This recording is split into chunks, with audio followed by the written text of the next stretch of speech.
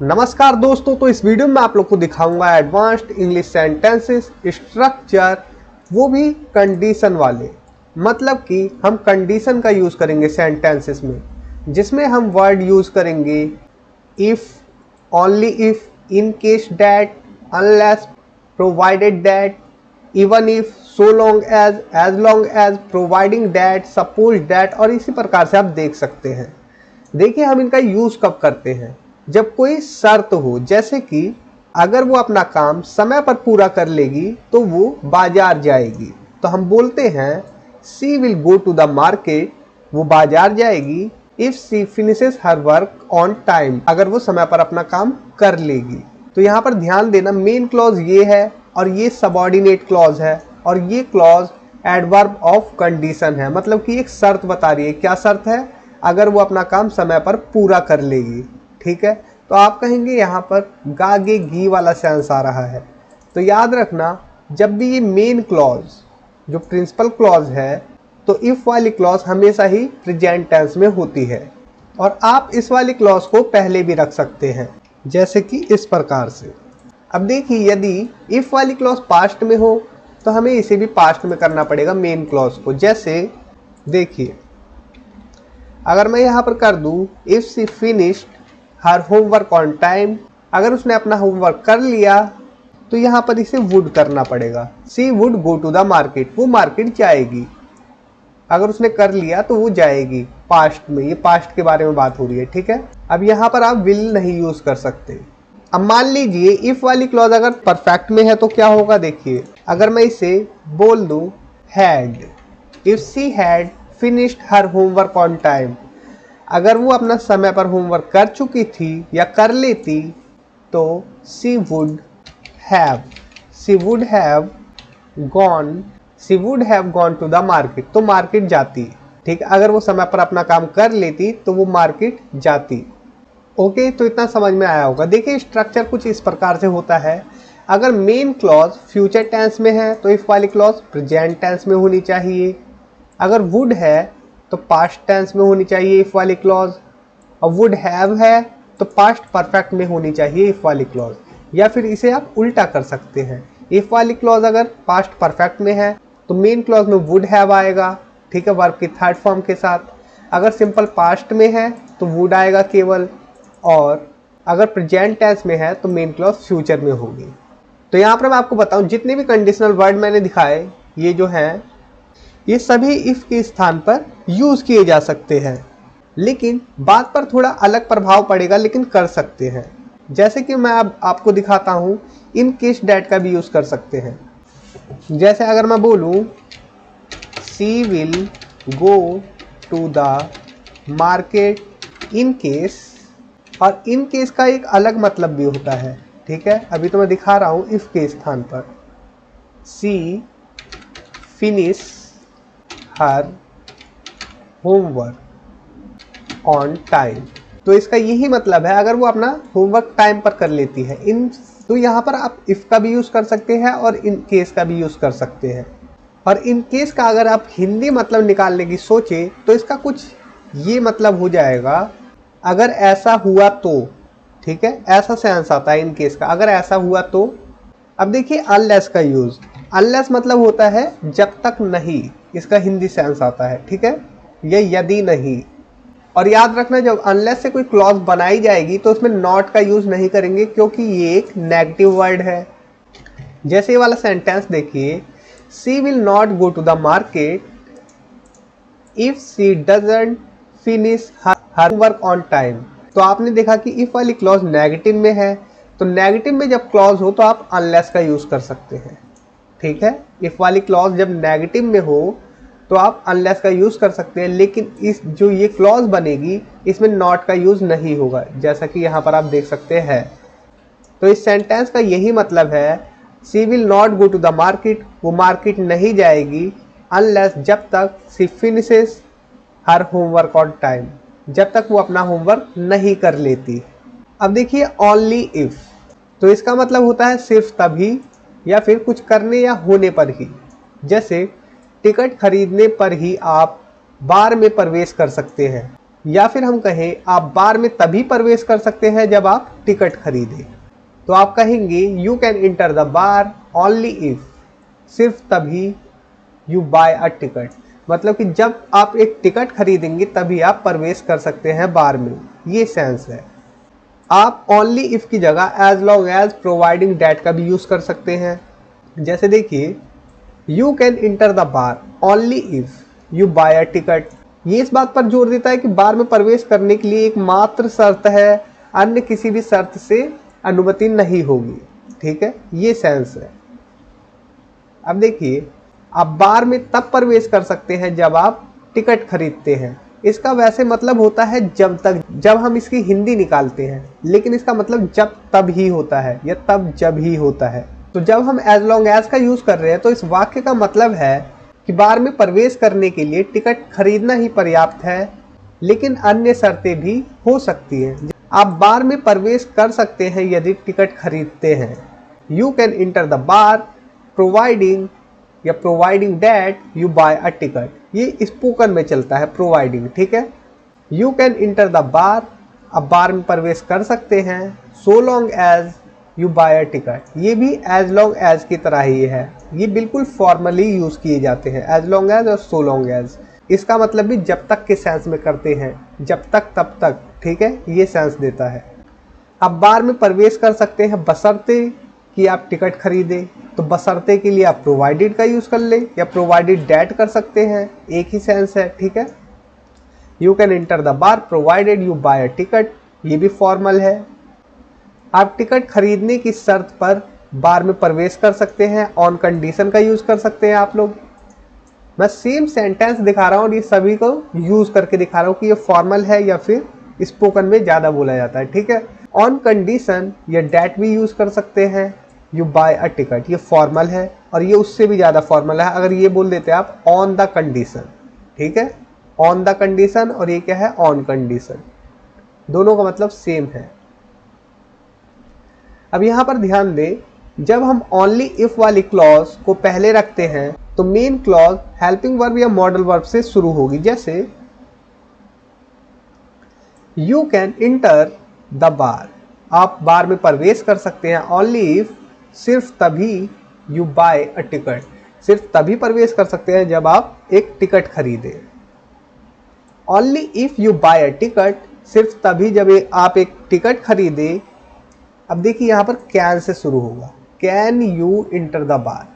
Okay, ये याद रखना, ये थोड़ा घुमावदार है। ज़्यादातर क्या होता है, सब्जेक्ट पहले आता है, उसके बाद मॉडल वर्ब या हेल्पिंग वर्ब आते हैं, लेकिन ओनली इफ के साथ उल्टी चीज़ है। जब हम ओनली इफ को स्टार्टिंग में यूज़ करते हैं तो हेल्पिंग वर्ब पहले आता है जो मेन क्लॉज का, और उसके बाद सब्जेक्ट आता है, उसके बाद अदर वर्ड्स। आप चाहे तो कॉमा प्लेस कर सकते हैं या फिर छोड़ भी सकते हैं। और ये नियम केवल ओनली इफ के लिए है, बाकी सभी के लिए हेल्पिंग वर्ब मॉडल वर्ब को सब्जेक्ट के बाद ही रखेंगे, जैसा कि अभी मैंने आपको बताया। जैसे प्रोवाइडेड या फिर बोले as long as you buy a ticket you can enter the bar, यहाँ पर क्या है, यू उसके बाद मॉडल वर्ब या हेल्पिंग वर्ब होती तो वो भी सब्जेक्ट के बाद ही आता। सिर्फ ओनली इफ के लिए वो कंडीशन है कि हेल्पिंग वर्ब या मॉडल वर्ब स्टार्टिंग में आएगी मेन क्लॉज की। तो इतना क्लियर हो गया होगा। अब देखिए, so long as on condition that, ये डैट आप चाहे तो लगाए चाहे तो ना। ठीक है, ये मैं इसीलिए मैंने इसे ब्रैकेट में रख रखा है, ये भी याद रखना। और प्रोवाइडेड डैट यूज करें चाहे ना करें। ठीक है, प्रोवाइडेड, तो इन सभी का हम राइटिंग और स्पोकन में बहुत ज़्यादा यूज़ करते हैं कोई शर्त दिखाने के लिए।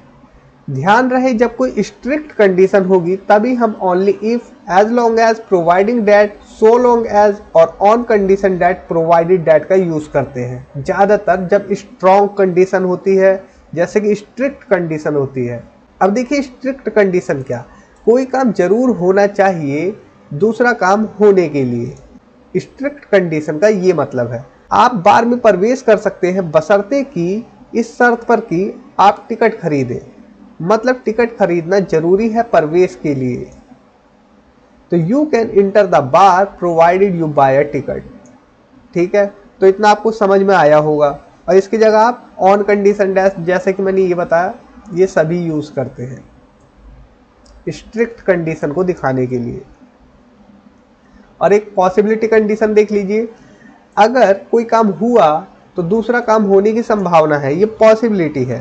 ठीक है, तो आप बोल देते हैं यदि आपके पास टिकट है तो आप बार में प्रवेश कर सकते हैं, मतलब टिकट है तो ठीक है, और यदि नहीं है तो दूसरा विकल्प हो सकता है प्रवेश करने के लिए। ठीक है, तो आप इफ का यूज कर सकते हैं। You can enter the bar if you have a ticket. अगर नहीं भी है टिकट तो ये ऑप्शन छोड़ देता है, जो कि वाक्य सेंटेंसेस में आपको दिखाई नहीं देगा। जब आप इनका यूज कर लेंगे तो उससे लिसनर को ये समझ में आएगा कि हाँ ये क्या कहना चाहता है आदमी। ठीक है, स्ट्रिक्ट चीज दिखाना चाहता है कंडीशन की, या फिर ये पॉसिबिलिटी शो करना चाहता है। अब देखिए, इवन इफ, टिकट ना होने पर भी आप बार में प्रवेश कर सकते हैं। You can enter the bar even if you don't have a ticket. तो इवन इफ क्या दिखाता है? इवन इफ वो चीज़ दिखाता है कि कोई चीज़ होने पर भी, जैसे कि मेहनत करने पर भी वो फेल हो गया, मतलब कि कोई नेगेटिव सेंस देता है, मतलब कि टिकट नहीं है फिर भी तुम प्रवेश कर सकते हो। जैसे कि उसने मेहनत की फिर भी फेल हो गया, उसने 6 महीने से गाड़ी चलानी सीखी फिर भी नहीं चला पा रहा है, ये सेंस है। ठीक है, इवन इफ का यूज करते हैं। तो देखिए, सपोज मतलब मान लो मैंने तुम्हें पैसे दिए तो तुम क्या करोगे। Suppose I give you the money, what will you do. ठीक है, इस प्रकार से सेंटेंस बनेंगे। मान लीजिए कि वह देर से आता है तो बैठक में देर हो सकती है। Suppose he arrives late, the meeting might be delayed. मान लीजिए आप अपनी चाबियां भूल जाते हैं तो आप अपने घर में कैसे प्रवेश करेंगे। Suppose you forget your keys, how will you get into the house. Get into, प्रवेश करना कहीं पर। मान लीजिए कि कल बारिश होती है तो हमें यात्रा पुनर्निर्धारित करनी होगी।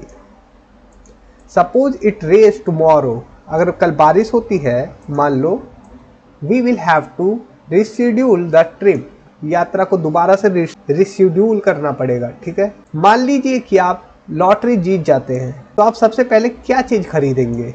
जैसे सपोज मान लो यू विन द लॉटरी, आप लॉटरी जीत जाते हैं। What would be the first thing you buy, तो क्या चीज़ होगी पहली जो आप खरीदेंगे। इस प्रकार के सेंटेंसेस हम सपोज से बनाते हैं। अब देखिए, इन केस मतलब कहीं ऐसा हुआ तो, या फिर पहले से ही किसी बात के लिए सावधान रहना या तैयार रहना।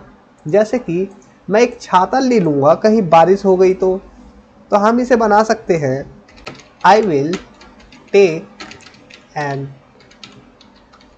Umbrella in case it rains. Okay, मैं एक छाता ले लूँगा कहीं बारिश हो गई तो, I will take an umbrella in case, कहीं ऐसा हो गया तो, कहीं वैसा हो गया तो। ठीक है, उसके लिए पहले से तैयार रहना। यात्रा के दौरान भूख लगने की स्थिति में उसने अपने बैग में कुछ स्नैक्स पैक कर लिए। ही पैक्ड, पास्ट की बात है। सम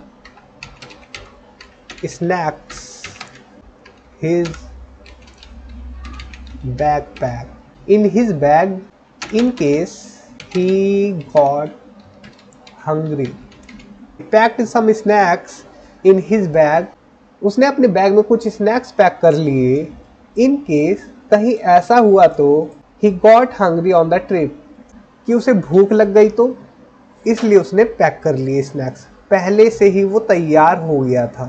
ठीक है, तो पहले से ही किसी स्थिति के लिए तैयार रहना या सावधान रहना, तब हम इन केस का यूज़ करते हैं। रवि नाराज ना हो इसलिए रामू ने उससे माफ़ी मांगी है। तो ये सेंटेंस आपका इस प्रकार से होगा, in case Ravi doesn't get angry, कि रवि गुस्सा ना हो जाए। Ramu has apologised to him, Ramu ने उससे माफ़ी मांग ली कि कहीं रवि को गुस्सा ना आ जाए किसी चीज़ के लिए। ठीक है, तो रामू पहले से तैयार था कि पहले ही माफ़ी मांग लूँगा तो रवि गुस्सा नहीं होगा, इसलिए रामू पहले ही रवि से माफ़ी मांग चुका है कि स्थिति ऐसी ना हो जाए कि रवि को गुस्सा आ जाए किसी बात पर, उसकी रामू की बात पर, इसलिए रामू पहले ही माफ़ी मांग चुका है। ये मतलब है इस सेंटेंस का। ठीक है, तो इन केस का भी आपको सही से यूज़ पता चला। अब देखिए, ऑन कंडीशन डैट इस शर्त पर कि, जैसे कि वो मदद करेगा बशर्ते, या फिर इस शर्त पर कि हम अच्छे से पूछे। ही विल हेल्प, वो मदद करेगा, on condition that we ask nicely. इसी प्रकार से रवि साथ आएगा इस शर्त पर कि हम दोपहर तक निकलेंगे या चलेंगे। Ravi will come along, Ravi साथ आएगा, ऑन कंडीशन डैट, इस शर्त पर कि विल लीव बाय नून, हम दोपहर तक निकलेंगे। अगर हम दोपहर तक निकलते हैं, वो आपसे बात करेगा इस शर्त पर कि आप उससे माफ़ी मांगे। He will talk to you, वो आपसे बात करेगा, ऑन कंडीशन डैट बोले या ऑन द कंडीशन डैट बोले, या फिर इस डैट को भी रिमूव कर दे, एक ही बात है। यू अपोलोजाइज टू हिम, मतलब कि आपसे वो तभी बात करेगा जब आप उससे माफ़ी मांगे। ये सेंस है, या इस शर्त पर। तो दोस्तों इस वीडियो में इतना ही। उम्मीद करता हूँ ये वीडियो आप लोगों के लिए हेल्पफुल होगी और आप लोगों ने इस वीडियो से काफ़ी कुछ सीखा होगा। तो thanks for watching, take care, bye.